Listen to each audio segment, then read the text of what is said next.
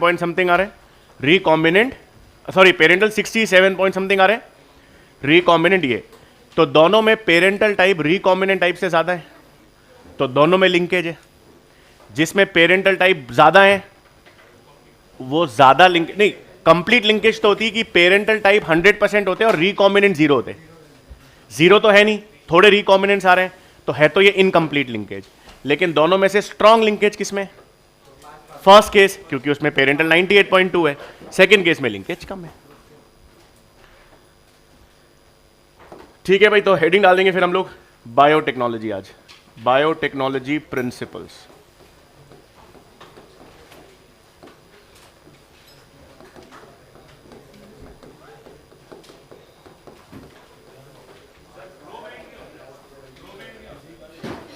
PRO BAND PROBAND क्या होता है? प्रोबायोंट होता है। अभी देखना, बताना मुझे, हो गया मिसप्रिंट हो गया होगा।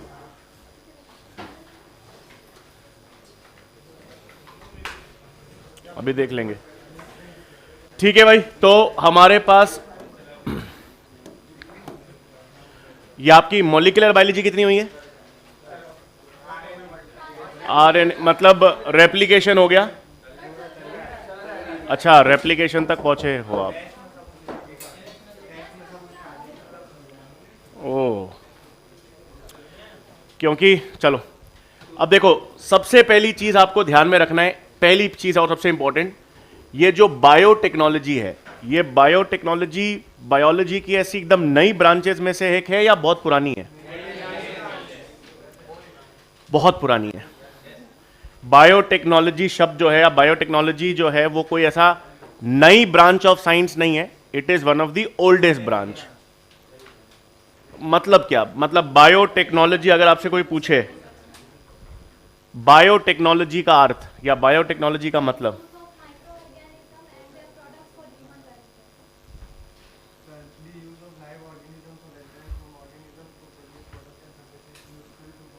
ओह क्या बात है,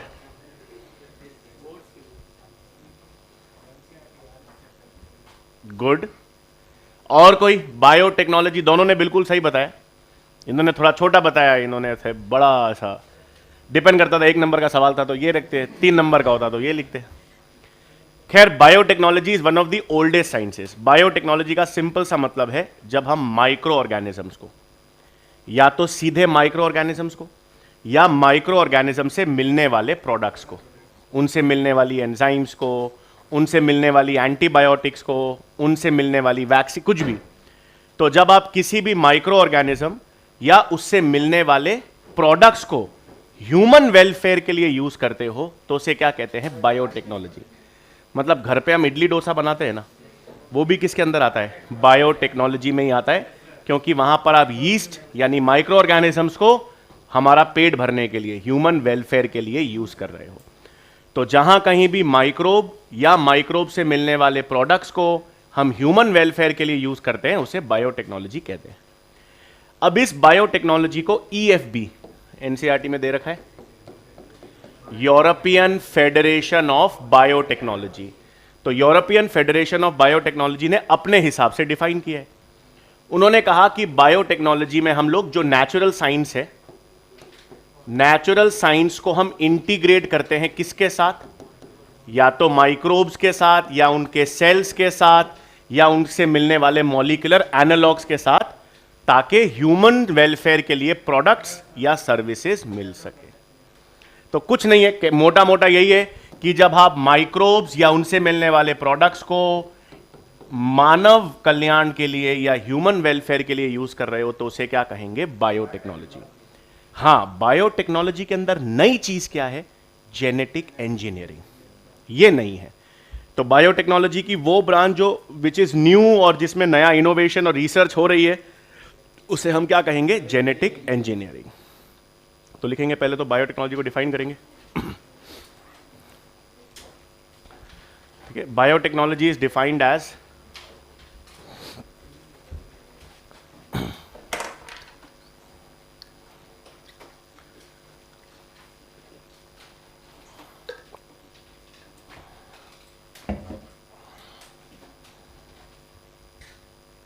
is defined as the use of microbes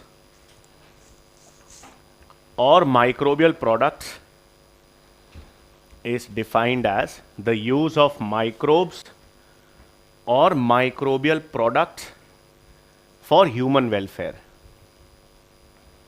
The use of microbes or microbial products for human welfare.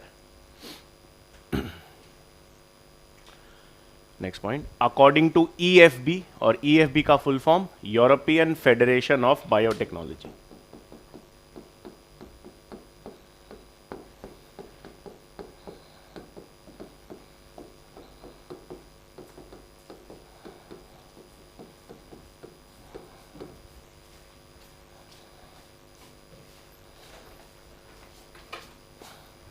तो अकॉर्डिंग टू EFB यानी European Federation of biotechnology,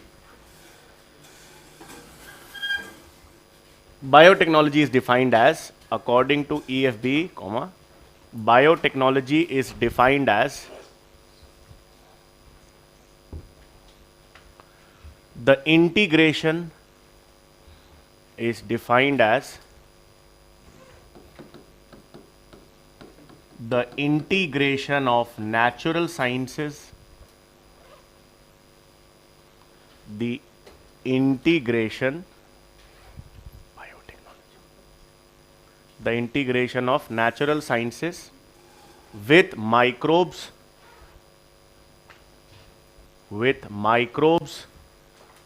cells and molecular analogues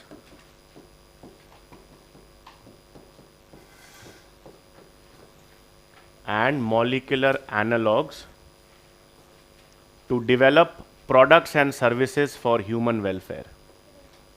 According to EFB, biotechnology is defined as the integration of natural sciences with microbes, cells or molecular analogues to develop products and services for human welfare.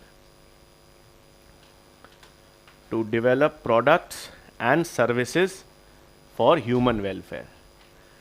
मतलब science और microbes को integrate कर रहे हो ताकि ऐसे products बना सकें या ऐसे प्रोसेसेस बना सकें जो किस में यूज हो सके, ह्यूमन वेलफेयर के लिए यूज हो सके.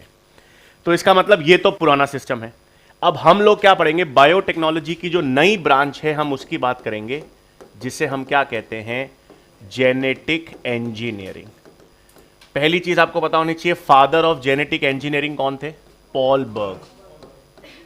पॉल बर्ग उन साइंटिस्ट का नाम है, ये पायनियर थे यानी फादर ऑफ जेनेटिक इंजीनियरिंग. तो लिख लेंगे next, father of genetic engineering Paul बर्ग.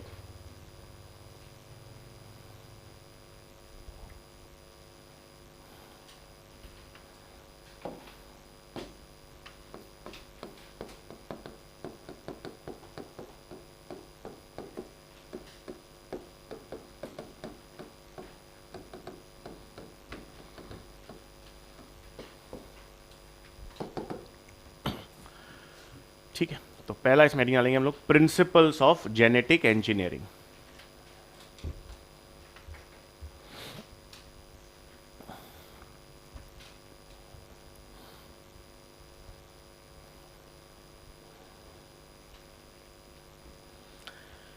अब देखो, जेनेटिक तो ठीक है, इंजीनियरिंग का मतलब क्या होता है नॉर्मली? छेड़छाड़. इंजीनियरिंग का मतलब है गोचे करना, छेड़छाड़ करना, कुछ भी, कोई बनाना, कुछ तोड़ना, कुछ चेंज करना. बनाना, तोड़ना, चेंज करना इज इंजीनियरिंग. तो अब जेनेटिक इंजीनियरिंग मतलब देखो, एक सिंपल सी बात है, जहां पर मॉलिक्यूलर बायोलॉजी खत्म होती है ना, वहां से बायोटेक्नोलॉजी चालू होती है. मतलब मॉलिक्यूलर बायोलॉजी की एप्लीकेशन ही क्या है? Genetic engineering. तो अब देखो, जेनेटिक इंजीनियरिंग का प्रिंसिपल क्या कहता है? पहला वो ये कहता है कि अगर आप डीएनए या आरएनए के सीक्वेंस में कोई भी चेंज करो, तो हमको पता है सेंट्रल डॉगमा सबको, डीएनए से क्या बनता है? आरएनए. आरएनए से क्या बनता है? प्रोटीन. और प्रोटीन ही हमारे कैरेक्टर्स को एक्सप्रेस करता है. देखो, चैप्टर आपके पास क्या है? जेनेटिक्स हमने पढ़ा. Genetics is principle of inheritance. Next chapter है molecular biology which is molecular basis of inheritance. देखो अब आप रिलेट करो, मेंडल की जेनेटिक्स तो थी, मेंडल किसकी बात कर रहे थे, फैक्टर्स की। हमने बात की कि फैक्टर को जीन कहते हैं, बट जब वैज्ञानिकों ने पूछा मेंडल से कि ये जीन दिखती कैसे, तो मेंडल नहीं कोई प्रूफ नहीं दे पाए कि वो क्या है, मतलब अगर एक फिजिकल चीज है या केमिकल चीज है तो वो क्या है, नहीं बता पाए। हमें मालूम चला मॉलिक्यूलर बायोलॉजी से कि जीन डीएनए है, केमिकली एक फिजिकल चीज है, फिजिकल चीज मतलब एक डीएनए, एक पॉलीन्यूक्लियोटाइड का सीक्वेंस है। तो जीन मॉलिक्यूलर लेवल पर क्या है, न्यूक्लियोटाइड का सीक्वेंस है, डीएनए का सीक्वेंस है। और लाओ भगोने साथ में, आप उठा के उठा लो। ये आजकल सारी बोतलें जो है ना वो भगोने जैसी नहीं आती, आप घर में भगोना गिरता है उसकी आवाज और बोतल गिरने की आवाज सेम है? इसकी ज्यादा है। तो ये भरी भी है ना वो। हाँ हाँ, तो मैं सारी की बात कर रहा हूं, ये भी, पर ये गिर नहीं रही ना अभी। हाँ ये उठी हुई है। हाँ, तो हमको मॉलिक्यूलर लेवल पर मालूम है कि जीन जो है वो डीएनए है। और जब मेंडल बात कर रहे थे कि जीन कैरेक्टर को कंट्रोल करती है, तो हमको मॉलिक्यूलर लेवल पे मालूम है कि वो डीएनए ट्रांसक्रिप्शन और ट्रांसलेशन के द्वारा प्रोटीन बनाता है, और वो प्रोटीन या एंजाइम कैरेक्टर को कंट्रोल करती है। तो अब उस मॉलिक्यूलर बेसिस का नॉलेज मैं किस में अप्लाई करूंगा, जेनेटिक इंजीनियरिंग। तो मुझे मालूम है कि डीएनए या जीन से प्रोटीन बनता है, उस प्रोटीन से कोई कैरेक्टर कंट्रोल होता है, कैरेक्टर के कारण फिनोटाइप दिखता है, करेक्ट। तो अगर मैं डीएनए या आरएनए के सीक्वेंस में चेंज करूं तो उसके कारण फिनोटाइप या प्रोटीन चेंज होगा। यही किसका बेसिस है, जेनेटिक इंजीनियरिंग का पहला प्रिंसिपल। एनसीईआरटी में लिखा हुआ है कि हम लोग डीएनए या आरएनए की केमिस्ट्री को चेंज करते हैं। अब डीएनए आरएनए की केमिस्ट्री चेंज करना मतलब उसका न्यूक्लियोटाइड सीक्वेंस चेंज करना, फिर उसको आप किसी बैक्टीरिया में, किसी फंगाई में, किसी प्लांट में, किसी एनिमल, किसी भी सेल में, होस्ट में डालोगे, उसके कारण उस ऑर्गेनिज्म का प्रोटीन या एंजाइम पैटर्न चेंज होगा, मतलब उसका फिनोटाइप चेंज होगा। और ये सब क्यों कर रहे हो, क्यों डीएनए को चेंज कर रहे हो, क्यों आरएनए को चेंज कर रहे हो, क्यों किसी ऑर्गेनिज्म का लक्षण चेंज कर रहे हो, हमारे कल्याण के लिए। ऑब्जेक्टिव जेनेटिक इंजीनियरिंग का सिर्फ क्या है, ह्यूमन वेलफेयर। कोई बीमारी है उसका ट्रीटमेंट निकाल सकें, दुनिया में जो ऑलरेडी कमी चल रही है उसको भरपाई कर सके, वैक्सीन, एंटीबायो, ह्यूमन वेलफेयर के लिए हम ये सारा सिस्टम कर रहे हैं। तो पहला प्रिंसिपल एनसीईआरटी ने दे रखा है, डीएनए या आरएनए के सीक्वेंस में चेंज करो, चेंज करते ही उसको होस्ट में डालोगे तो उसके कारण उसका फिनोटाइप चेंज हो जाएगा। पहला प्रिंसिपल ये है। दूसरा प्रिंसिपल एनसीईआरटी में एक टर्म यूज कर रखा है, एसेप्टिक या स्टराइल। एसेप्टिक या स्टराइल का मतलब without any good, without any life form. देखो ये फ्लोर स्टरलाइज्ड है या ये फ्लोर डिसइंफेक्टेड है, दोनों में डिफरेंस क्या है? अगर ये फ्लोर डिसइंफेक्टेड है इसका मतलब इसमें कोई भी हार्मफुल डिजीज कॉजिंग करने वाले बैक्टीरिया तो नहीं है, माइक्रोब्स नहीं है, कोई भी डिजीज कॉज करने वाला माइक्रोब इस फ्लोर पे नहीं है, तो ये डिसइंफेक्टेड है। और अगर ये फ्लोर स्टरलाइज है मतलब यहां पर कोई माइक्रोब ही नहीं है। तो जब आप लेबोरेटरी में कोई एक्सपेरिमेंट कर रहे हो, कोई कल्चर कर रहे हो, फॉर एग्जांपल मैंने आपको एक लैब खोल के दी, लेबोरेटरी में आप एक पर्टिकुलर माइक्रोब पर एक्सपेरिमेंट कर रहे हो, ई कोलाई पे कर रहे हो, तो जब आप किसी ई कोलाई बैक्टीरिया पर एक्सपेरिमेंट कर रहे हो तो आप चाहोगे वहां पर कोई और लाइफ फॉर्म हो या ना हो? ना हो, सिर्फ वो डिजायर्ड माइक्रोब ही ग्रो हो सके, उसके अलावा पूरा का पूरा चेंबर स्टराइल या एसेप्टिक होना चाहिए। तो एसेप्टिक या स्टराइल एनवायरनमेंट को हम कहते हैं contamination free, which is free from all other organisms. क्यों? ताकि हम उस डिजायर्ड माइक्रोब को ही ग्रो कर सके, लार्ज स्केल पर ग्रो कर सके, और उससे एंजाइम्स, प्रोटीन्स या एंटी जो आपको उससे मिल सकता है वो आप उसको यूज कर लो। तो दो प्रिंसिपल्स हैं एनसीईआरटी में जेनेटिक इंजीनियरिंग के। क्या ये तो बीच में कब से आ रही थी, अभी एकदम ओके। लिखेंगे प्रिंसिपल्स ऑफ जेनेटिक इंजीनियरिंग, ये लिख लिया फादर ऑफ जेनेटिक इंजीनियरिंग, ठीक है। प्रिंसिपल्स ऑफ जेनेटिक इंजीनियरिंग, पहला, टू ऑल्टर, ऑल्टर मतलब change, to alter the chemistry of DNA और RNA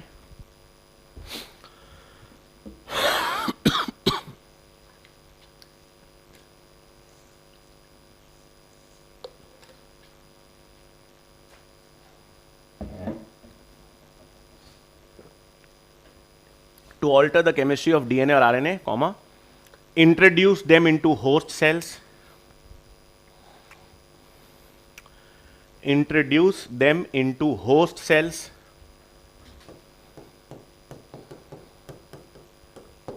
thereby changing their phenotype, introduce them into host cells, thereby changing their phenotype. Clear? DNA RNA की sequence, chemistry alter करने का मतलब है DNA RNA का sequence change करना। Sequence change करोगे तो उसके कारण प्रोटीन में चेंज आएगा, और प्रोटीन में चेंज आएगा तो ऑर्गेनिज्म या सेल के फिनोटाइप में चेंज आएगा। और सेकंड, टू मेंटेन एसेप्टिक और स्टेराइल कंडीशंस। किसी का 11th-12th में बायोटेक्नोलॉजी था क्या? किसके पास था? नहीं, सब्जेक्ट जैसे सीबीएसई बोर्ड में होता है ना, सीबीएसई में, हाँ डिपेंड कर, मतलब किसी ने लिया क्या, जैसे केवी में बायोटेक्नोलॉजी लेते हैं ना लोग, हिंदी की जगह बायोटेक्नोलॉजी ले लेते हैं। किसी के पास नहीं था, मतलब किसी ने कभी लेबोरेटरी में कुछ ऐसा देखा हुआ नहीं है? ऑटोक्लेविंग वॉटोक्लेविंग कभी देखी नहीं? चलो, हाँ क्या लिखा था मैं? टू मेंटेन एसेप्टिक या स्टेराइल कंडीशंस, ब्रैकेट में कंटामिनेशन फ्री।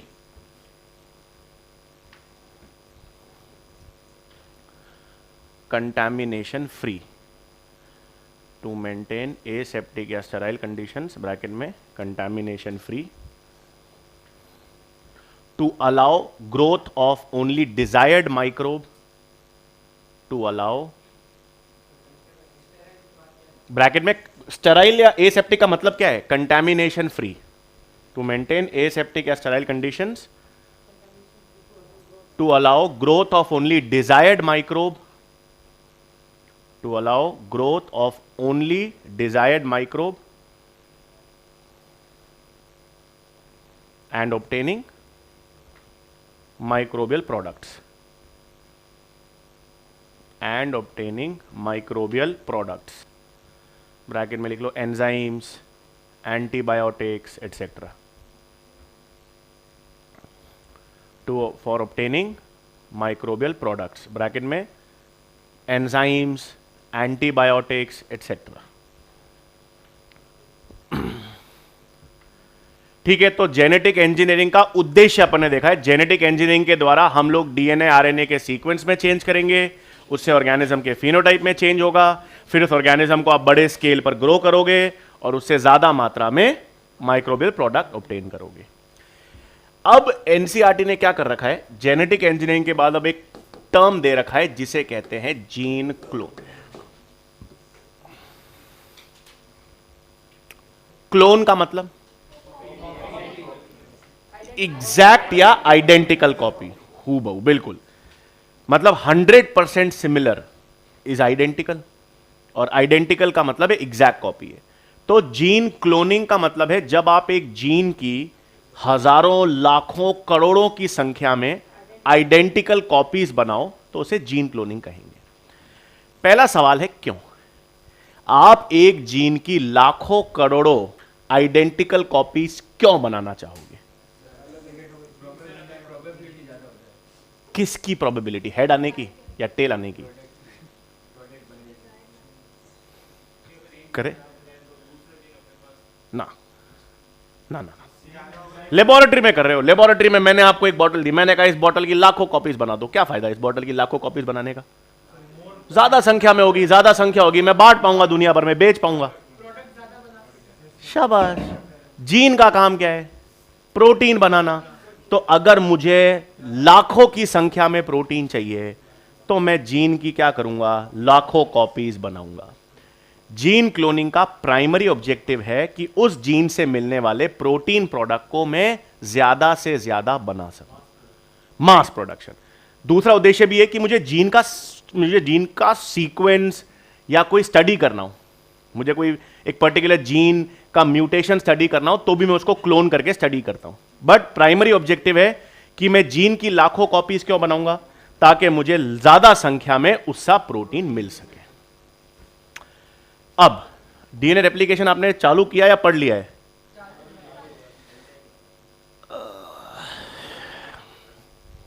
चल रहा, ओराई साइट पढ़ा है ना? अच्छा, नाम तक पहुंचे हो।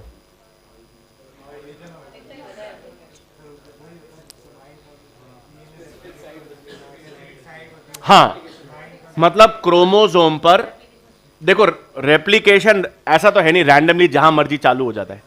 आज ऐसा तो है नहीं कि डीएनए का मन किया मैं यहां से रेप्लिकेशन चालू करूंगा, नहीं। क्रोमोसोम का एक स्पेसिफिक पॉइंट होता है जहां से रेप्लिकेशन चालू होता है, ठीक है, उसे ओराई साइट कहते हैं। अब वो इसलिए बता रहा हूं मैं यहां पर, इसलिए जरूरी है क्योंकि आपने क्या किया, उदाहरण के तौर पर मुझे पता है दुनिया भर में डायबिटीज के पेशेंट्स हैं, और दुनिया भर में डायबिटीज के पेशेंट्स हैं, और उनमें से वो टाइप 1 डायबिटीज से पीड़ित हैं और उनमें इंसुलिन नहीं बन रहा। अब दुनिया भर के पेशेंट्स हैं जिनमें इंसुलिन नहीं बन रहा, तो पहले क्या करते थे, सुअर का, घोड़े का, गधे का इंसुलिन, उनका इंसुलिन हम लोग इंसानों में डालते थे। जान तो बच जाती थी लेकिन एलर्जी हो जाती थी या कोई रिएक्शन, साइड इफेक्ट्स होते थे। तो अब मैं चाहता हूं एज अ बायोटेक्नोलॉजिस्ट कि यार मैं ह्यूमन इंसुलिन ही बनाऊं, और ह्यूमन इंसुलिन की लाखों इंसुलिन बनाऊं मैं, और उसको फिर मैं मार्केट में ह्यूमन वेलफेयर के लिए बेचूं। तो मैं क्या करूंगा, मैं इंसुलिन की जो जीन है उसको हमारे क्रोमोसोम से निकाल लूंगा, उसको क्लोन करूंगा, उसकी लाखों कॉपीज बनाऊंगा, उससे लाखों मात्रा में मुझे इंसुलिन प्रोटीन मिलेगा, मेरा पर्पस सॉल्व हो जाएगा। तो इसका मतलब यह है कि मैंने क्रोमोसोम लिया, ह्यूमन सेल लिया, कोई भी सेल के अंदर क्रोमोसोम्स है, उस क्रोमोसोम में से मैंने अपनी इंसुलिन जीन पता कर ली और उस इंसुलिन जीन को निकाल लिया। अब उस इंसुलिन जीन को आप टारगेट डीएनए कहो, फॉरेन डीएनए कहो, डिजायर्ड जीन कहो, एलियन पीस ऑफ डीएनए कहो, कुछ भी कह दो, मैंने वो इंसुलिन की जीन निकाल ली। अब मुझे इस इंसुलिन की जीन को क्या करना है, क्लोन, इसकी लाखों कॉपीज बनानी है। मतलब एक्चुअली करना क्या है इस जीन का, रेप्लिकेशन। कोई भी सिस्टम हो, मुझे एक पर्टिकुलर डीएनए या आरएनए या जीन का संख्या बढ़ानी है तो उसको रेप्लिकेट ही करना पड़ेगा। रेप्लिकेशन के लिए सबसे इंपॉर्टेंट चीज क्या है, ओराई साइट। बिना ओराई साइट के रेप्लिकेशन हो नहीं सकता। तो मैंने अपने क्रोमोसोम में से उस जीन को निकाल तो लिया, लेकिन अब ये जीन रेप्लिकेट कर सकती है क्या, क्लोन कर सकता हूं क्या? नहीं, क्योंकि इसमें ओराई साइट नहीं था, क्रोमोसोम में था। तो एनसीईआरटी में लिखा हुआ है this alien piece of DNA, this gene can not undergo replication. Why? Because it does not have an ori site. तो अब मैं क्या करूं, मेरे को तो इसको क्लोन करना है, तो मेरे को एक ऐसा डीएनए चाहिए जिसमें ओराई साइट है, और वो ओराई साइट वाला डीएनए मैं अपनी इस जीन के साथ जोड़ूं, तभी संभव है। आपके पास ये एक सेल था, सेल के अंदर ये न्यूक्लियस था, ये आपके पास क्रोमोसोम्स का क्या, क्रोमैटिन ले लिया मैंने, जो भी है, इसमें से मैंने अपनी जीन को आइडेंटिफाई किया, उस जीन को निकाल लिया। लेकिन अब इसकी कॉपी बनाने के लिए इसमें ओराई साइट नहीं है, ओराई साइट तो इस क्रोमोसोम में था। अब मैंने इसको निकाल तो लिया, रेप्लिकेट करना है, तो रेप्लिकेट करने के लिए मुझे कोई एक ऐसा डीएनए चाहिए, होगा वो भी डीएनए जिसमें वो ओराई साइट हो। तो मैं इस ओराई साइट वाले डीएनए को अपने डीएनए के साथ जोड़ूंगा ताकि ये रेप्लिकेट कर सके। ये ओराई साइट वाला डीएनए जो हमारी टारगेट जीन से जुड़ेगा, बिल्कुल सही, इसी को क्या नाम से जानते हैं, क्लोनिंग वेक्टर। तो क्लोनिंग वेक्टर क्या है, क्लोनिंग वेक्टर क्या है, क्लोनिंग वेक्टर क्या है, क्लोनिंग वेक्टर क्या है? डीएनए। आप बता रहे हो क्या कर रहा है, क्या है उसमें, मैं पूछ रहा हूं है क्या, गधा घोड़ा क्या है? डीएनए यार, सवाल ही नहीं। अब हम लोग अपने एजम्पशन पे खेलते हैं, बस हमको यही बताना है। अरे पूछा क्या है, क्या सर वो है ना उससे जुड़ के और अरे है क्या यार, काम बता रहे हो आप उसका। डीएनए है, ये क्या है? डीएनए। हां, इसमें ओराई साइट है और ये हमारे टारगेट जीन के साथ जुड़कर उसको रेप्लिकेट करने में मदद करेगा। और इसकी जरूरत क्यों पड़ रही है? क्योंकि इसमें हमारी जीन जिसको रेप्लिकेट करना है उसमें ओराई साइट नहीं है। सही। तो अब आपको जीन क्लोनिंग समझ आ गई, जेनेटिक इंजीनियरिंग टर्म हमने ले लिया। अब एक नया टर्म आता है, रिकॉम्बिनेंट डीएनए टेक्नोलॉजी। 3 टर्म्स है, genetic engineering, gene cloning, recombinant DNA technology. तीनों शब्द अलग अलग हैं, एसेंस मतलब एक ही है। तो इसका मतलब अब अगर मैं, और क्यों अभी हम देखेंगे। देखो पहली क्लास हम आज सिर्फ इंट्रोडक्शन, हम लोग सिर्फ भूमिका बांध रहे हैं कि पूरे, क्योंकि ये अगर इंट्रोडक्शन समझ है तो फिर लल्लू है पूरा, मतलब एप्लीकेशन ही तो है। अगर आपको एसेंस मालूम है तो एप्लीकेशन में आप खेल सकते हो बड़ा। तो मेरे पास जीन क्लोनिंग तो खेलना ही होता है यार जीवन में, मतलब आप आए हो खेलने के लिए, ये याद रखना हमेशा। You are here to play.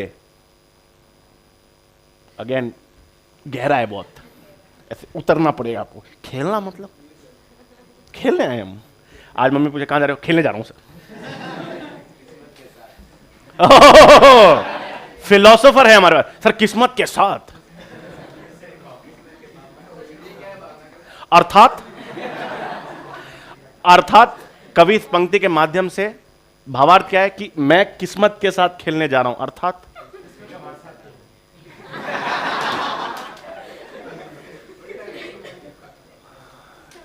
Astonishing.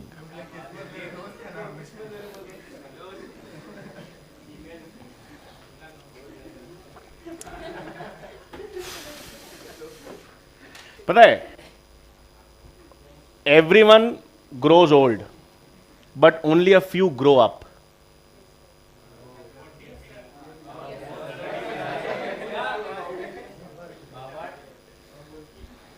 ऐसे बीच में ना, ऐसे मेरे को, ऐसे मेरे क्या कीड़े बहुत हैं शरीर में, मतलब वैसे डिजीज कॉजिंग नहीं, खुराफात वाले। तो there was a time when, मतलब सम 6-7 ईयर्स बैक, जब ऐसे मैंने सोचा था कि मैं फिल्म बनाऊंगा। मतलब ऐसा भी है वो कीड़ा, आगे बनेगी या नहीं, मतलब कभी ऐसा नहीं, वो ऐसे वो थिएटर बनी नहीं, ऐसा जो ये फिल्म फेस्टिवल्स पे जाती है, मतलब छोटी डॉक्यू ड्रामा टाइप। हाँ मतलब डॉक्यू नहीं, सिर्फ डॉक्यूमेंट्री भी नहीं, डॉक्यू ड्रामा जो छोटे स्केल पर यूट्यूब पे रिलीज करेंगे या ये फिल्म फेस्टिवल होगा उसमें हम डालेंगे। तो मेरी फिल्म की स्क्रिप्ट का नाम ही यही था, everyone grows old but only a few grow up. Film ही खत्म हो जाती है।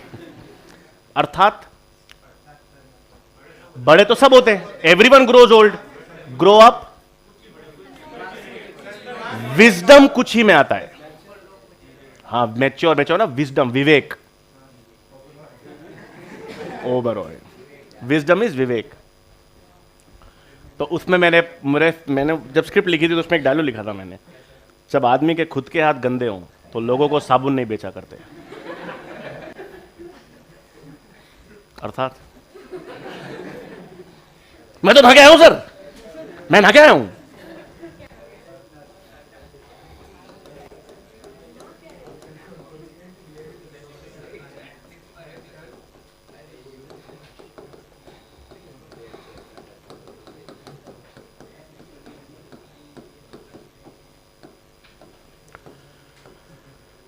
तीनों टर्म्स अलग अलग हैं, gene cloning, genetic engineering, recombinant DNA technology. ठीक है, तीनों नाम अलग अलग है लेकिन तीनों का मतलब सेम है, तीनों के स्टेप्स हम पढ़ेंगे सेम है। उदाहरण के तौर पे हमने अभी ये देखा जीन क्लोन क्यों करना है, ताकि उससे ज्यादा मात्रा में प्रोटीन मिल सके। और अपन ने ले ली इंसुलिन की जीन जिसको अपन को क्लोन करना है ताकि ज्यादा मात्रा में इंसुलिन बना सके। तो आप क्या करोगे, आप सबसे पहले अपनी जो इंसुलिन की जीन है, मतलब जो टारगेट जीन है, जो डिजायर्ड जीन है, जो एलियन डीएनए है, उसको आप क्रोमोसोम में आइडेंटिफाई करोगे कहां पर है, और आइडेंटिफाई करने के बाद उसको निकाल लोगे। तो पहला step is identification and isolation of that DNA. Isolate करने के लिए हमारे पास कैचियां हैं, रेस्ट्रिक्शन एंडोन्यूक्लियस, वो हम पढ़ेंगे। तो आपने निकाल दिया। अब आपने देखा उसमें ओराई साइट है नहीं, रेप्लिकेट करना है तो उसको एक क्लोनिंग, एक डीएनए के साथ जिसमें ओराई साइट है उसके साथ जोड़ दिया। यही कर रहे हो आप। तो आप देखो क्या कर रहे हो, आप लोग काट रहे हो, जोड़ रहे हो। काटना जोड़ना इंजीनियरिंग। और जब आप अपने डीएनए को, एक नए डिजायर टारगेट जीन को एक दूसरे डीएनए के साथ जोड़ रहे हो, दो डिफरेंट डीएनए जोड़ रहे हैं। रिकॉम्बिनेंट डीएनए का मतलब है DNA from two different sources या टू डिफरेंट डीएनए। तो दो डिफरेंट डीएनए को जब हम जोड़ते हैं तो उसे क्या बनता है, रिकॉम्बिनेंट डीएनए, एक ही चीज। तो पहला स्टेप क्या हुआ, पहला तो आइडेंटिफाई करोगे आप, तो पहला step is identification, second step is isolation. अब ये टारगेट डीएनए, डिजायर्ड जीन से कुछ भी कह सकते हो, कर लिया। अब दूसरा स्टेप, उसको एक क्लोनिंग वेक्टर के साथ जोड़ोगे या किसी भी डीएनए से जोड़ोगे जिसमें ओराई साइट है, और फिर उसको एक होस्ट सेल में डालोगे। अब मुझे आप एक चीज बताओ, ये इंसुलिन का डीएनए है, ठीक है, इंसुलिन की जीन है, इसको क्लोन करना है। अब मैं इंसुलिन की जीन को क्लोनिंग वेक्टर के साथ जोड़कर एक बैक्टीरियल सेल में क्यों डालता हूं, होस्ट सेल क्यों चाहिए? शाबाश। हमारा सेल अगर इंसुलिन का जीन आपके सेल में है तो 24 घंटे में एक बार डिवाइड करेगा, डिवाइड मतलब एक ही बार रेप्लिकेट करेगा, और वही जीन मैं बैक्टीरिया में डाल दूं, हर 20 मिनट में रेप्लिकेट करेगा, तो हजारों लाखों की संख्या जल्दी आ जाएगी। इसलिए हमको एक होस्ट सेल चाहिए। तो second step is introduction of R DNA into suitable host cell. इसमें मैं दो चीजें ऐड कर रहा हूं, आइदर डायरेक्टली या इनडायरेक्टली। अब ये भी आगे आएगा। इनडायरेक्टली का मतलब है क्लोनिंग वेक्टर के साथ जोड़कर अगर मैं होस्ट सेल में डाल रहा हूं तो वो इनडायरेक्ट है। तो आप बोलोगे सर ये तो हमेशा होना चाहिए, डायरेक्ट जीन ट्रांसफर क्यों होता है? डायरेक्ट जीन ट्रांसफर का ऑब्जेक्टिव अलग है, तब मुझे जीन क्लोन नहीं करना। एक प्लांट है जैसे बीटी कॉटन है, अब मेरे को कॉटन पे पता है इंसेक्ट, वो उसको इंसेक्ट मार देते हैं, उसकी प्रोडक्टिविटी खराब कर देते हैं, तो मुझे एक इंसेक्ट रेजिस्टेंट जीन डालनी है उसके अंदर। तो मैं क्लोनिंग वेक्टर में जरूरत नहीं है, मैं डायरेक्ट भी डाल सकता हूं। डायरेक्ट डाल दूंगा और वो प्लांट सेल में चली जाएगी और प्लांट सेल को इंसेक्ट रेजिस्टेंट बना देगी, तो उसमें मेरे को क्लोनिंग वेक्टर की जरूरत नहीं भी पड़ेगी, तो मैं डायरेक्ट जीन ट्रांसफर भी कर सकता हूं होस्ट सेल में। अब आपने होस्ट सेल में डाल दिया, उदाहरण के तौर पे अभी हमने बैक्टीरियल सेल में डाल दिया। अब क्या करोगे, होस्ट सेल्स को मेंटेन करोगे। मेंटेन मतलब उसको ग्रो करोगे लेबोरेटरी में, उसकी संख्या बढ़ाओगे ताकि उसके प्रोजेनीस के अंदर आपकी जीन की मात्रा भी बढ़ सके। तो मेंटेनेंस, अब मैं इनको मैं रिकॉम्बिनेंट होस्ट सेल कह सकता हूं क्योंकि इसके अंदर हमारी टारगेट जीन गई हुई है। तो maintenance of recombinant host cells and transfer of gene into progeny. ये तीनों स्टेप्स आपको क्लियर है कि नहीं है? इसको आप स्टेप्स ऑफ जीन क्लोनिंग भी कह सकते हो, स्टेप्स ऑफ जेनेटिक इंजीनियरिंग भी कह सकते हो, steps of recombinant DNA technology भी कह सकते हो। क्लियर है? अब ये लिखना नहीं था क्योंकि अभी हम ना चालू कहां से करेंगे, जीन क्लोनिंग। तो हेडिंग डालेंगे gene cloning.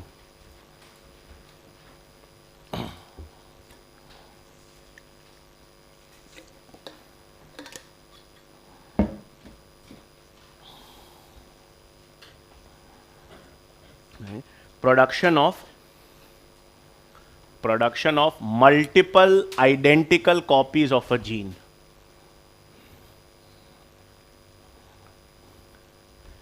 Production of multiple identical copies of a gene is called gene cloning.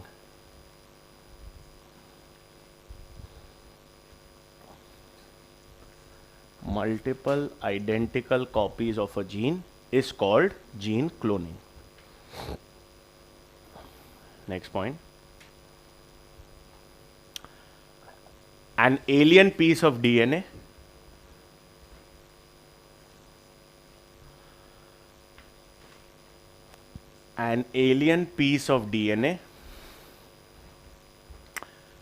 cannot be replicated or cloned in vitro. In vitro का मतलब लेबोरेटरी में, बॉडी के अंदर इन वीवो और लेबोरेटरी के अंदर इन विट्रो. क्या लिखा है मैंने? An alien piece of DNA can not be replicated और cloned in vitro because of the absence of oocyte. Because of the absence of oocyte. An alien piece of DNA cannot be replicated or cloned in vitro because of the absence of oocyte. Thus,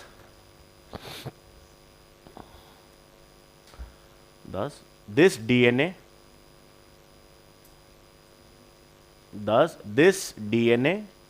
needs to be ligated. Ligated मतलब जोड़ना. Thus, this DNA needs to be ligated with an oocyte containing DNA. Needs to be ligated with an oocyte containing DNA. Bracket में लिख लेंगे called cloning vector.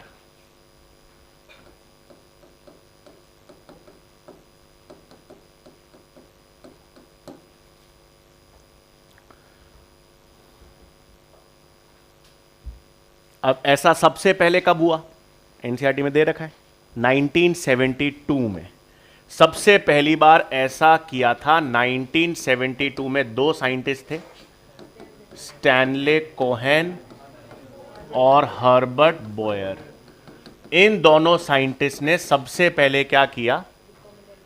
Recombinant DNA. कैसे किया? उन्होंने Salmonella टाइफीम्यूरियम, इस bacteria से क्या निकाला? Plasmid DNA. और इस प्लाज्मिड डीएनए को किसके साथ जोड़ा? एंटीबायोटिक रेजिस्टेंट जीन के साथ. तो एंटीबायोटिक रेजिस्टेंट जीन के साथ प्लाज्मिड डीएनए को जोड़कर पहला रिकॉम्बिनेंट डीएनए किसने बनाया? स्टैनले कोहेन और बॉयर ने. लिखेंगे नेक्स्ट पॉइंट नोट में.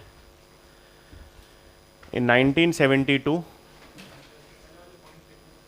नहीं, इसके बाद लिखने. In 1972 Stanley Cohen and Herbert Boyer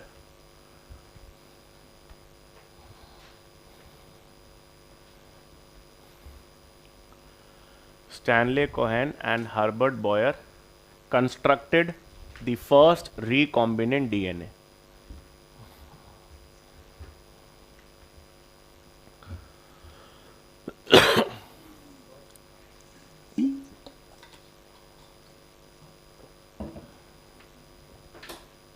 Constructed the first recombinant DNA.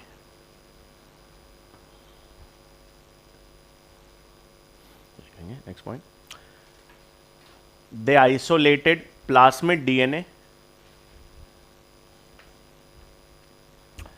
They isolated plasmid DNA from Salmonella typhimurium bacteria. They isolated plasmid DNA from Salmonella typhimurium bacteria and from Salmonella typhimurium bacteria and ligated it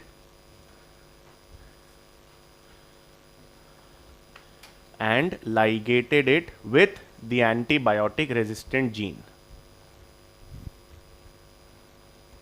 With antibiotic resistant gene.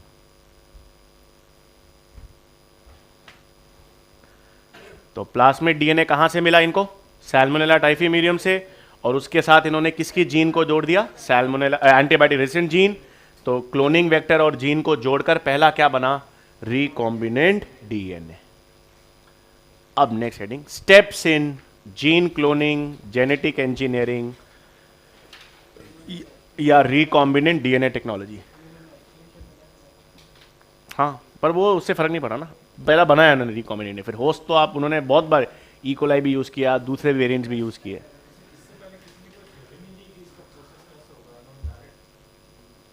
यार आप सोचो 1953 में तो DNA का double helical structure पता चला,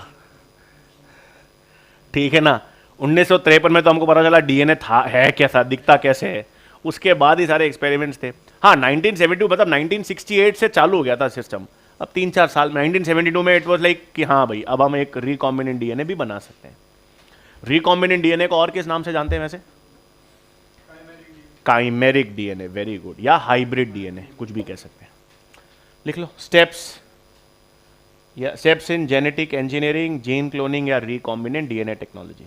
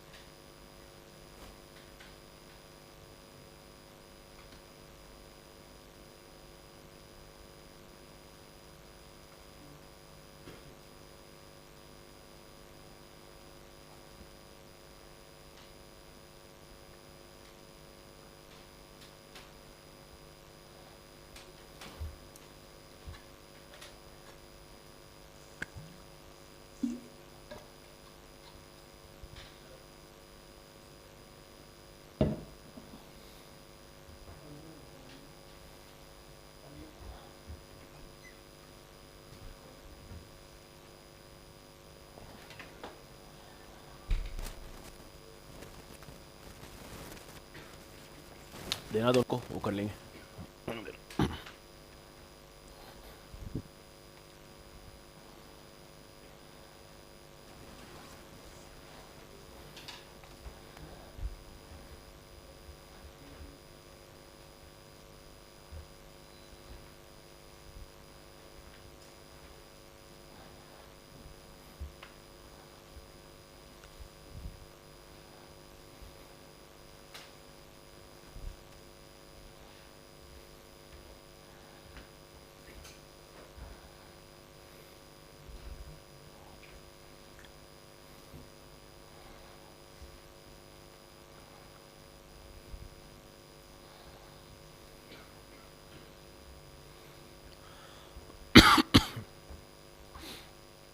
लिख लिया,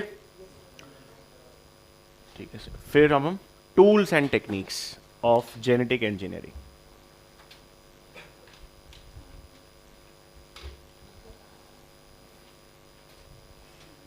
काट रहे हो आप,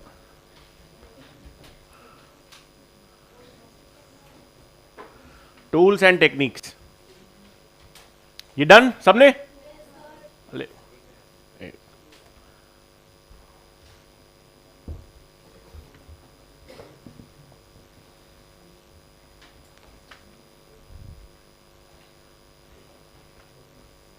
आगे, ठीक है भाई। अब हमारे पास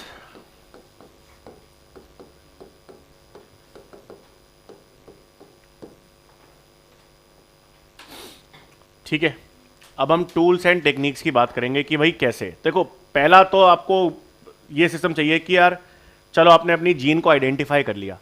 सबसे पहले साइंटिस्ट को ये था कि डीएनए को निकाले कैसे, आइसोलेट कैसे करें।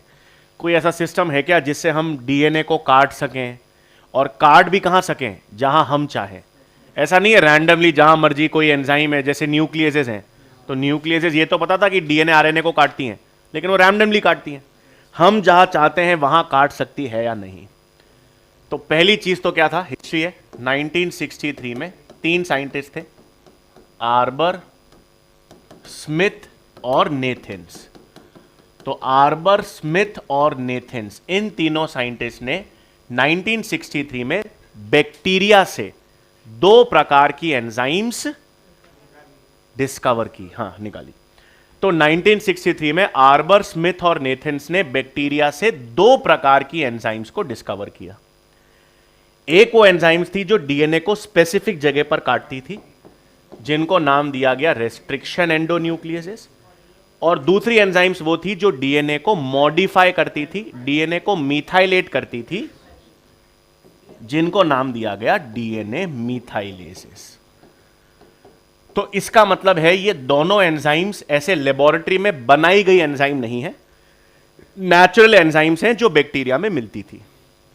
तो दो तरह की एंजाइम्स थी, restriction endonucleases, DNA मिथाइलेसिस।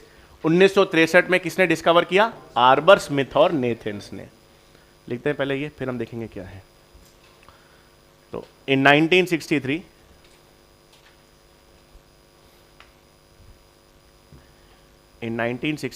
Arbor, Smith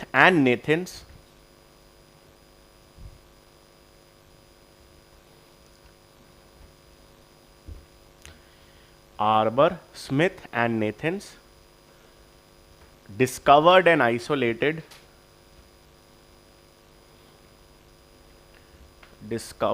and isolated two types of enzymes from bacteria.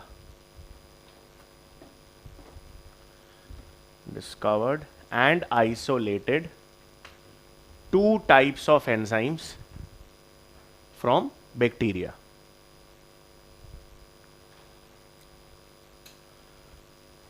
One type of enzyme cut DNA at specific sites.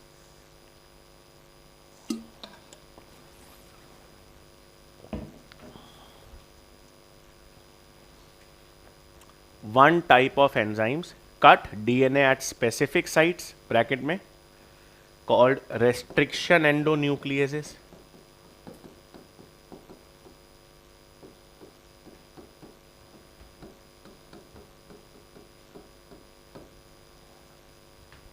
Cut DNA at specific sites, bracket में, called restriction endonucleases. While the other type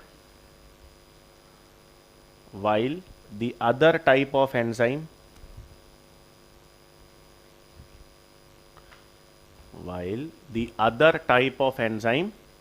modified the DNA, modified / methylated the DNA.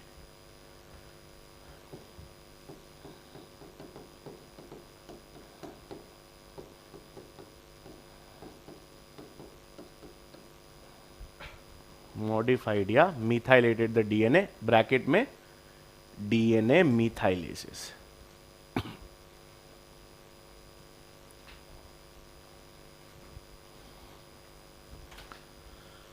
तो discovery तो यहां से हुई कि bacteria से। अब देखो सबसे पहला सिस्टम आता है कि ये रेस्ट्रिक्शन एंडोन्यूक्लियसेस को रेस्ट्रिक्शन नाम क्यों दिया गया? ये नाम क्यों दिया गया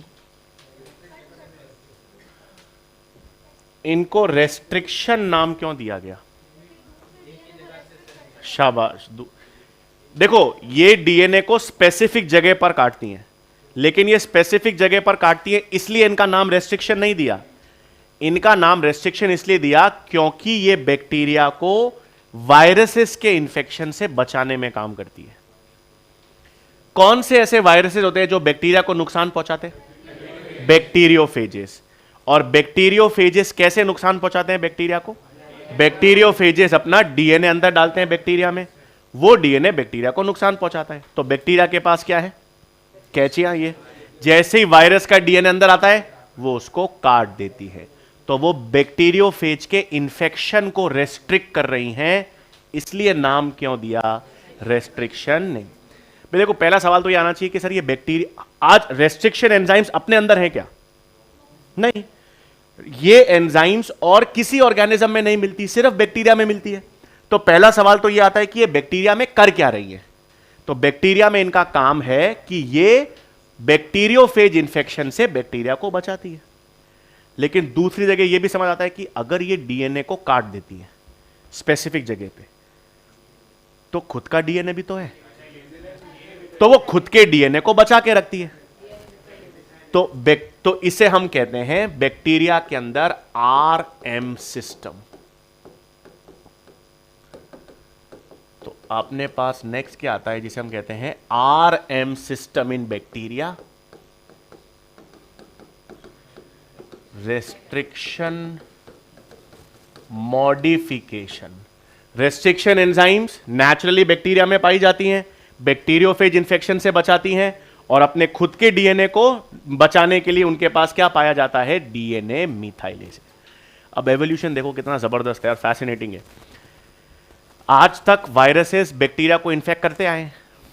भाई आप बैक्टीरिया के पास तो कैचियां हैं, बैक्टीरिया के पास रेस्ट्रिक्शन एंजाइम है, इस हिसाब से तो वायरस बैक्टीरिया को इन्फेक्ट करने ही नहीं चाहिए, पर कर रहे हैं।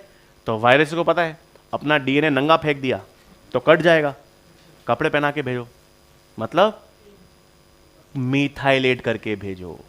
तो वायरसेस अपने डीएनए को मिथाइलेट करते हैं और फिर बैक्टीरिया के अंदर भेजते हैं। तो बैक्टीरिया की रेस्ट्रिक्शन एंजाइम उनको आइडेंटिफाई नहीं कर पाती, इसलिए आज तक bacteriophages are able to infect bacteria.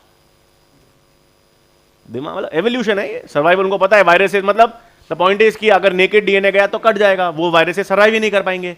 अब सर्वाइव करना है तो इवॉल्व करना पड़ेगा, इवॉल्व करना पड़ेगा मतलब वो डोबांस्की का स्टेटमेंट भी यही है। डोबांस्की सबसे बड़े एवोल्यूशनरिस्ट थे, तो उनका एक स्टेटमेंट है कि nothing in biology makes sense accept in the light of evolution. हाँ तो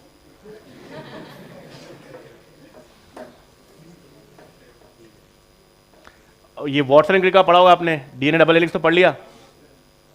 क्रिक की ऑटोबायोग्राफी थी ना, मतलब वॉटसन एंड क्रिक का अगर आपने मतलब अगर आपको कभी ऐसे सबसे इंस्पिरेशनल मोटिवेशन किताब पढ़नी हो तो वो वॉटसन एंड क्रिक का ऑटोबायोग्राफी है। मतलब दे हैड नथिंग, मतलब कुछ भी नहीं था उनका, खाने के मतलब वांदे थे। और फिर उन्होंने 1953 में डबल हेलिक्स मतलब नोबेल पुरस्कार, मतलब रैग्स टू रिचेस की स्टोरी, सक्सेस स्टोरी की भाई कुछ भी नहीं था, एक टाइम ऐसा था, और उन्होंने डीएनए डबल हेलिक्स स्ट्रक्चर।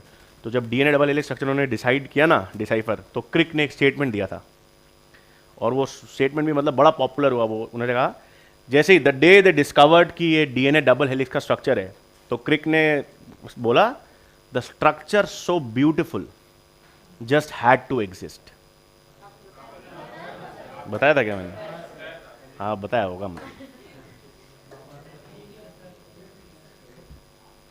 मतलब ऐसी खूब अनुवादन कर दिया आपने तो, ऐसी खूबसूरत, बाकी इन्होंने बहुत ऐसी खूबसूरत रचना पृथ्वी पर होनी ही थी। ये तो अनुवादन था, ऐसे भावार्थ नहीं लिखे क्या 9-10 में स्कूल में? कवि इस पंक्ति के माध्यम से कहना चाहते हैं कि सारे तो व्हाट द पोयम नहीं पढ़ी क्या? बहुत सारी पोयम्स। ये क्या होता है POEM, क्या होता है ये? हाँ नहीं, कविता इंग्लिश में कहते हो इसको आप? पोम। पोयम सुनाओगे क्या? पोयम। मेरे को सर 3 पोयम्स आती हैं, पोयम्स। ठीक है, पोयम्स नहीं होता, पोम्स। ई नहीं बोलते, हाँ साइलेंट भी नहीं होता, हल्का सा आता है बस पोएम। पोम मतलब आता नहीं भी आता है। लिखो आरएम सिस्टम इन बैक्टीरिया। देखो ज्ञान लेना चाहो ना तो बहुत है, इच्छा कितनी है उस पर निर्भर करता है। RM system in bacteria, bracket में restriction modification.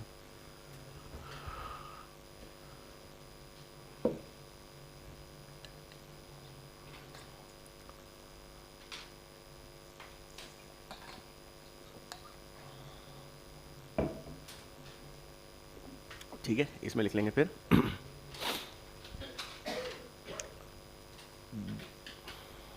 the restriction enzymes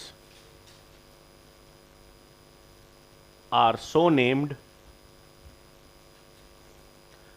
the restriction enzymes are so named because they restrict, are so named because they restrict the entry and infection of bacteriophage DNA. because they restrict the entry and infection of bacteriophage DNA. ठीक है, मतलब next point इसमें लिख लेंगे, दस restriction enzymes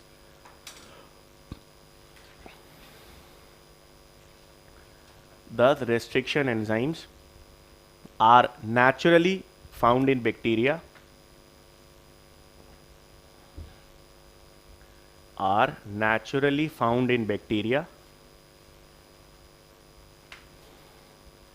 and prevent the bacteria from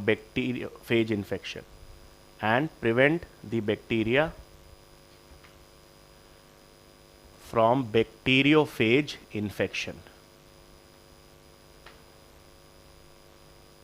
from bacteriophage infection.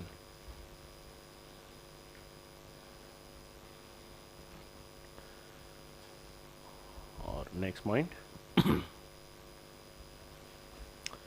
the bacterial DNA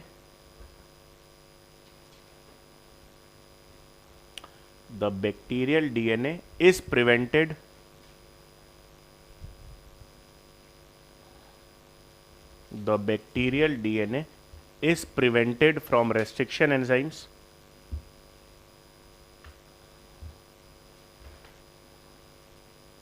by methylation.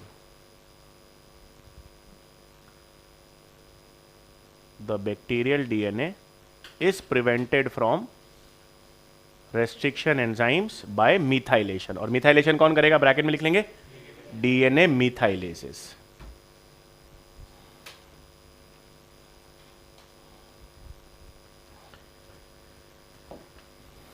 ठीक है, तो पहला टूल हमारे पास आ गया RE. अब इसको हम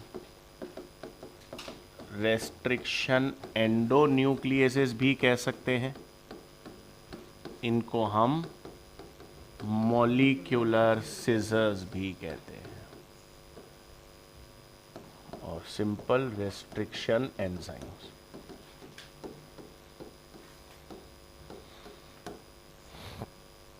ठीक है, तो मतलब पहला टूल है ये.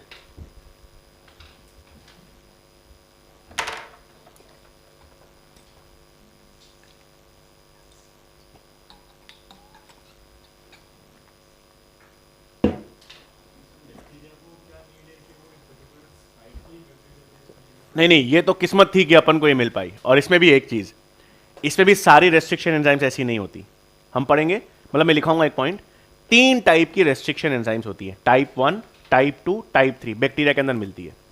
हम लोग जो जेनेटिक इंजीनियरिंग में यूज करते हैं वो टाइप 2 यूज करते हैं, क्योंकि टाइप 1 एंजाइम जो है वो जिस सीक्वेंस को पहचानती है वहां पर नहीं काटती, उससे कहीं दूर काटती है. तो हमारे काम की है नहीं टाइप 1. टाइप 3 भी डीएनए को पहले मॉडिफाई करती है फिर काटती है, तो हमको डीएनए मॉडिफिकेशन भी नहीं चाहिए. तो टाइप 2 एक स्पेसिफिक एंजाइम है जो डीएनए को मॉडिफाई भी नहीं करती और जिस सीक्वेंस को पहचानती है वहीं पर काटती है. तो हम वी वर लकी इनफ, मतलब वही वाली बात है. तो पहली चीज तो यह है कि restriction enzyme site specific enzymes है. साइट स्पेसिफिक का मतलब है पर्टिकुलर सीक्वेंस को पहचानती हैं और वहीं पर डीएनए को काटेंगी. डीएनए को बीच में से काटेंगी या एंड से, इसलिए इनका नाम भी क्या है, एंडो. कौन से बॉन्ड्स तोड़ेंगी, ये कौन से बॉन्ड्स होते हैं, ये एंड्स तो होते हैं. बॉन्ड्स कौन से होते हैं, ये sticky phosphodiester, sugar phosphate bonds या फॉस्फोडाइएस्टर बॉन्ड्स तोड़ेंगी. अब जिन सीक्वेंसेस को या जिन न्यूक्लियोटाइड सीक्वेंसेस को ये रेस्ट्रिक्शन एंजाइम पहचानती है और उसी के बीच में काटती है, उनका कोई खास पैलिंड्रोमिक, वो 4 से 6 बेस पेयर होते हैं.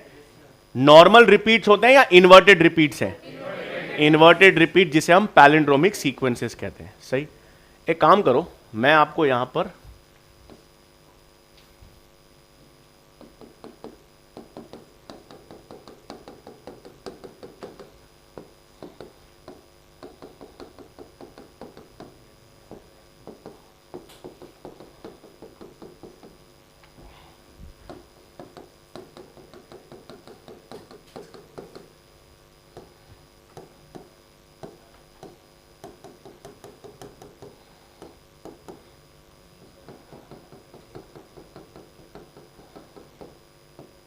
ठीक है, मैंने आपको ये 6 डीएनए सीक्वेंसेस दिए, आपको मुझे बताना है इन 6 में से पैलिंड्रोमिक सीक्वेंसेस कौन कौन से हैं।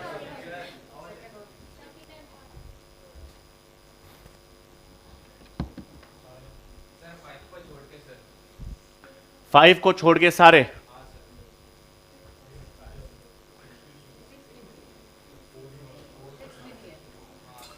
पैलिंड्रोमिक पहले तो इन्वर्टेड रिपीट है, तो डबल, सबको डबल स्टैंडर्ड करो पहले तो, डबल स्टैंडर्ड के बिना तो पता नहीं।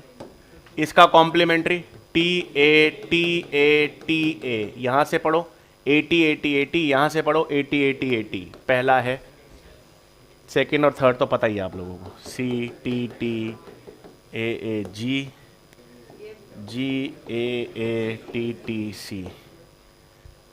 ये TTT AAA है palindromic, CCC TTT।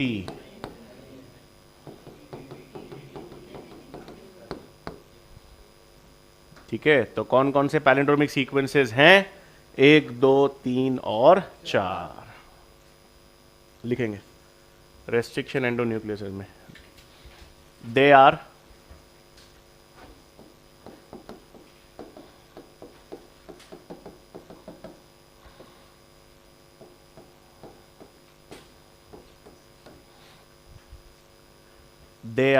site specific enzymes. They are site specific enzymes, that is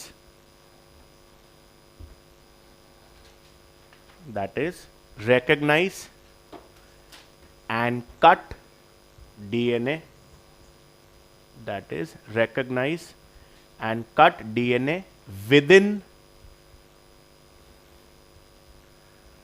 that is recognize and cut DNA within specified nucleotide sequences, that is recognize and cut DNA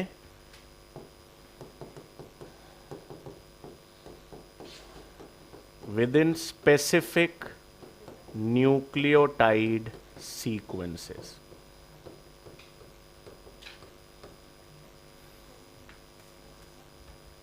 मतलब bracket में लिख लेंगे, they break sugar phosphate bonds,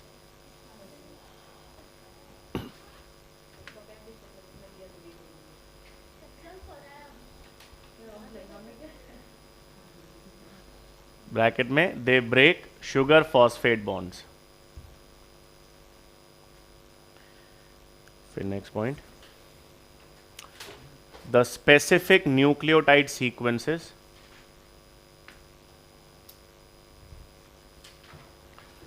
the specific nucleotide sequences recognized and cut by restriction enzymes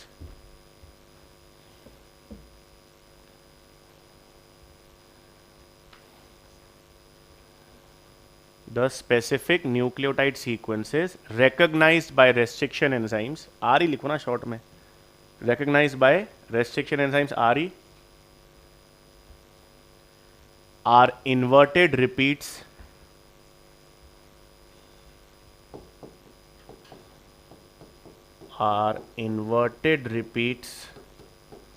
called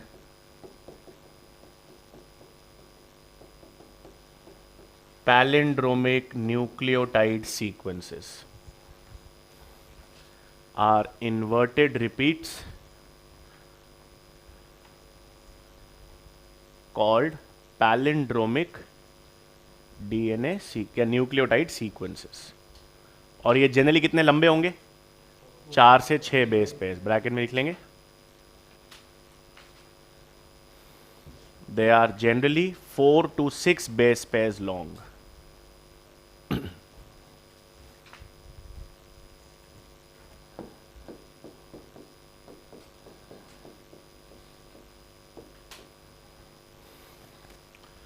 They are generally 4 to 6 base pairs long.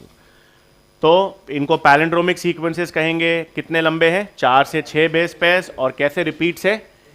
Normal repeats नहीं है, inverted repeats होंगे।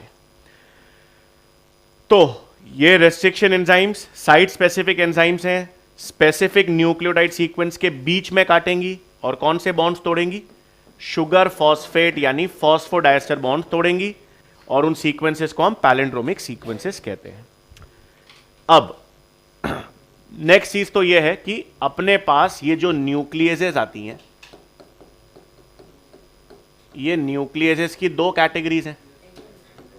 एक तो अपन देख रहे हैं जो एंडोन्यूक्लियसेस, और दूसरी आती है जिसे हम कहते हैं एक्सोन्यूक्लियसेस। क्या फर्क होता है? एंडो मतलब बीच में से स्पेसिफिक सीक्वेंसेस पे काटती हैं, एक्सो एक्सो मतलब या तो 5' एंड पर या 3' एंड पर काटेगी। तो लिख लेंगे आप यहां पर एक नोट ब्रैकेट में लिख लेंगे, मतलब नोट लिख लेंगे, एक्सोन्यूक्लियसेस,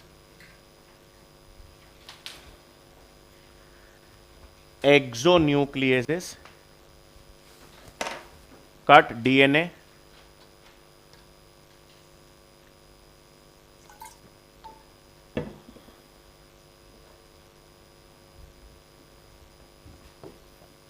at 5' or 3' ends.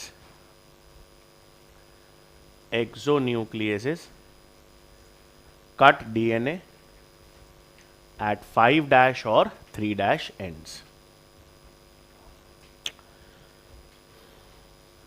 अच्छा, फिर अपन ने भी, मैंने आपको बताया था बैक्टीरिया के अंदर कितने तरह की रेस्ट्रिक्शन एंजाइम्स होती हैं? 3 टाइप्स की, टाइप 1, टाइप 2, टाइप 3। लेकिन हम जेनेटिक इंजीनियरिंग में कौन सी? टाइप 2 यूज करते हैं। तो लिख लेंगे नेक्स्ट पॉइंट। हाँ, नोट में लिख लो। There are 3 types of restriction enzymes found in bacteria.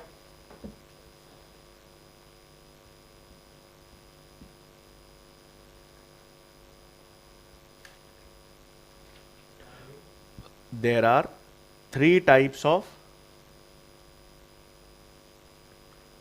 There are 3 types of restriction enzymes found in bacteria, bracket में टाइप 1, टाइप 2, टाइप 3।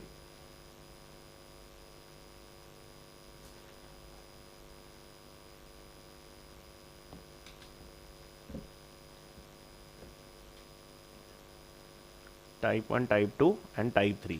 और फिर नेक्स्ट इसमें type 2 restriction enzymes are used in genetic engineering.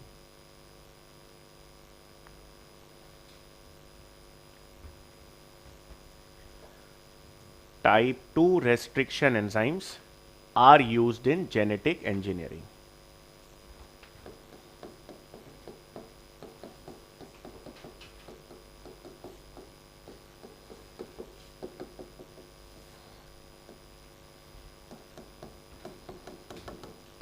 अब पहली discovered restriction enzyme कौन सी थी? Hind 2। किस bacteria से निकली थी? हीमोफिलस इन्फ्लुएंजा से। और सबसे कॉमनली हम कौन सी यूज करते हैं?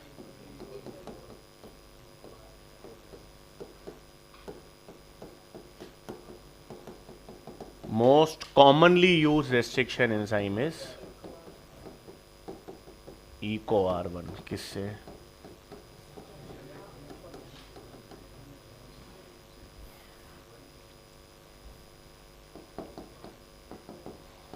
ई कोलाई, या जिसे कहते हैं एस्चेरिशिया कोलाई। कुछ अजीब नहीं है।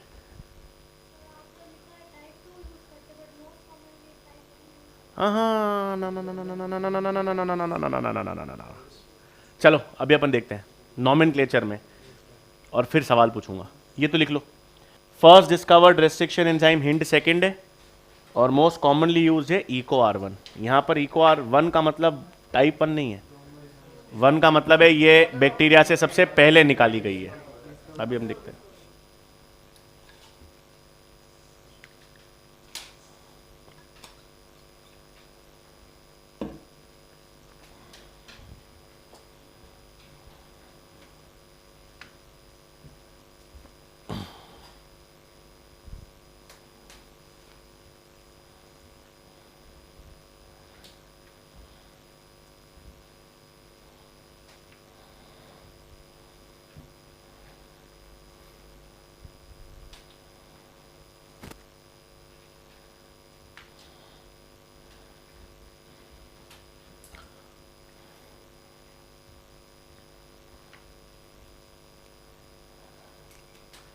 अब देखो, इसमें पहला रेस्ट्रिक्शन एंजाइम का नॉमेनक्लेचर देखेंगे अपन।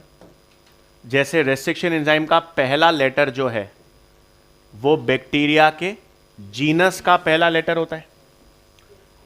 अगले दो अक्षर, अगले दो लेटर्स जो हैं वो स्पीशीज के पहले दो लेटर्स होते हैं। डी या आर ये स्ट्रेन होता है, मतलब बैक्टीरिया का सब टाइप कौन सा है। और रोमन नंबर डिपिक्ट करता है किस ऑर्डर में वो बैक्टीरिया से निकाली गई है। ठीक है ना, तो ये लिख लिया आपने, लिख लो फिर नॉमेनक्लेचर। अब कुछ अजीब नहीं लगा? शाबाश। First discovered restriction enzyme hint second कैसे? तो फिर वो फर्स्ट कैसे हुई भाई? By logic hind first should be the first restriction enzyme, Hind second कैसे? एक्सेलेंट। यहां पर ये सेकंड टाइप 2 डेमोन्स्ट्रेट कर रहा है, लेकिन इसका मतलब ये नहीं है कि आगे फर्स्ट पहली रेस्ट्रिक्शन एंजाइम जो निकाली गई थी ना वो टाइप 2 की थी। हिंड सेकंड में सेकंड ऑर्डर ऑफ प्रायोरिटी नहीं है। Second is the first type 2 enzyme which was isolated. उसके बाद उन्होंने टाइप 1 टाइप 3 को यूज करना बंद कर दिया। तो इको R1 टाइप 2 ही एंजाइम है, पहली एंजाइम है जो बैक्टीरिया से निकाली गई है। उसके बाद ये नॉमेनक्लेचर आया। उसके बाद अपन 1 2 3 4 5 नाम लिखते हैं ना, तो वो first enzyme, second enzyme, third enzyme है। लेकिन पहली एंजाइम हिंड सेकंड में, यहां पर सेकंड का मतलब टाइप 2 है। ठीक है, एक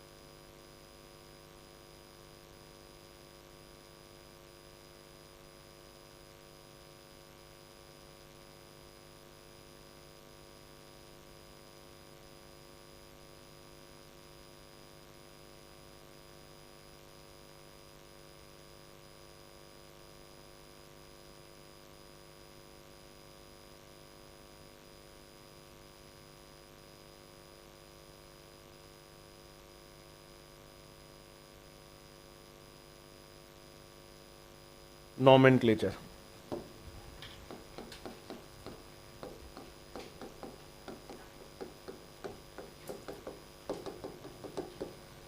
नॉमेनक्लेचर ऑफ रेस्ट्रिक्शन एंजाइम में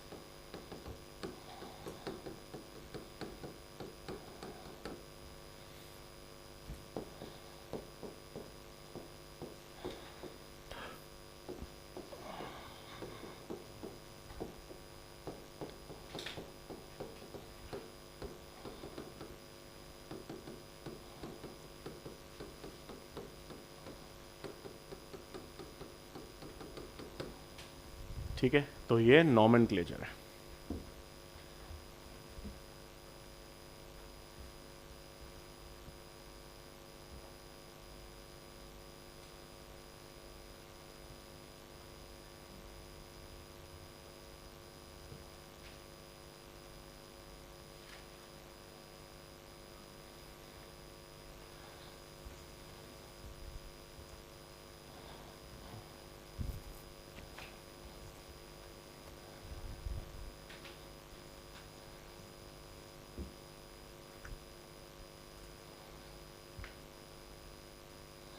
हम्म,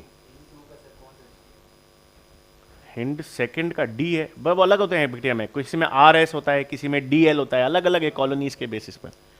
तो strain is D, D type.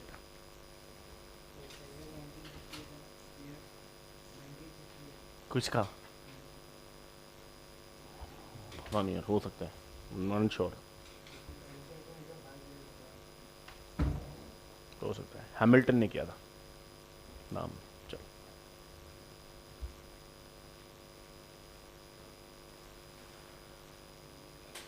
अब ये इको R1 किस सीक्वेंस को पहचान कर काटता है?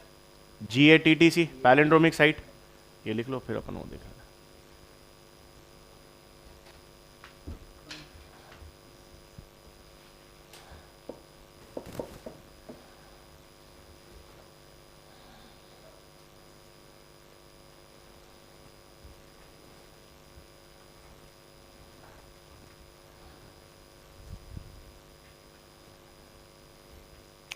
डन, लिख लिया सबने? अब यहां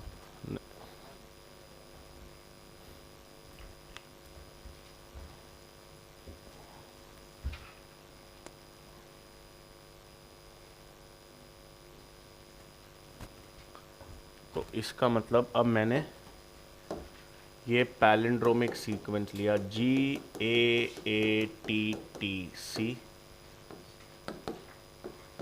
CTTAAG।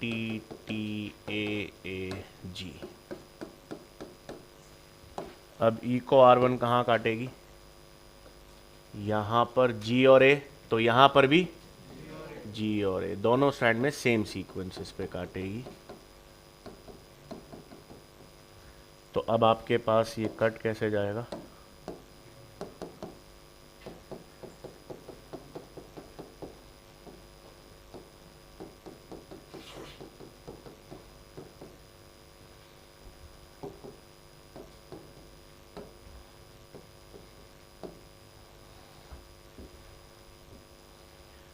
अब इसका मतलब ये जो है,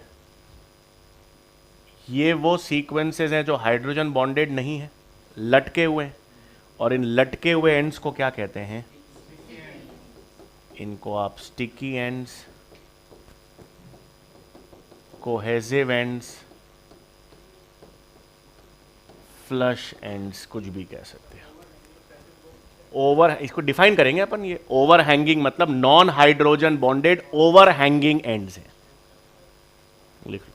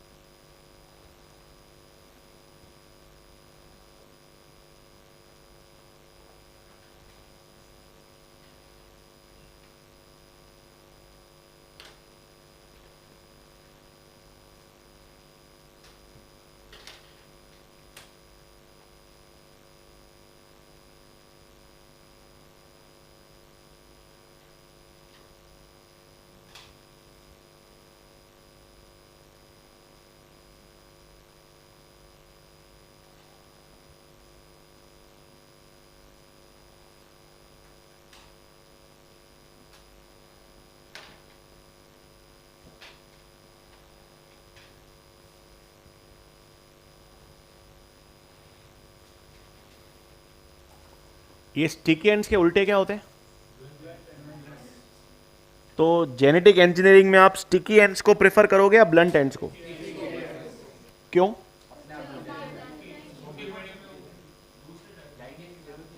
लाइगेज की जरूरत नहीं पड़ेगी? अच्छा, बिना लाइगेज के कोई जोड़ सकते हो कोई चीज?